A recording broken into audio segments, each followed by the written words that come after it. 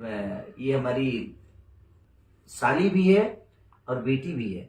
एक होता है ना एक रिश्ता, हमारे बुलबुल भैया का एक रिलेशन है हम सबसे बड़े भाई की तरह, और इसको बचपन से देखा हूं मैं। और ये सोनू की वाइफ है, पिंकी है, और इसका बर्थडे है आज। और हम अभी डबिंग में थे इसलिए नहीं आ पाए। और ये महापुरुष है, देखिए हम सबका उत्तराधिकारी है ये।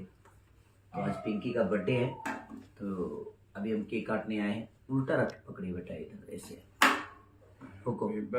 Happy birthday to you. Happy birthday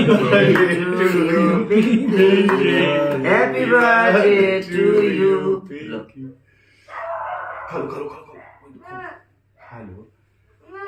इधर लो, मम्मी का बर्थडे है, चलो इधर खाओ, इधर खाओ, ये खाओ, इधर खाओ बेटा।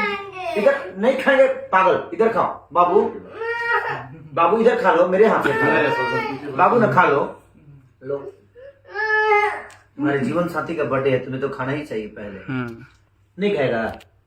पगला हो क्या बेटा? गलत बात है, खाना चाहिए ना।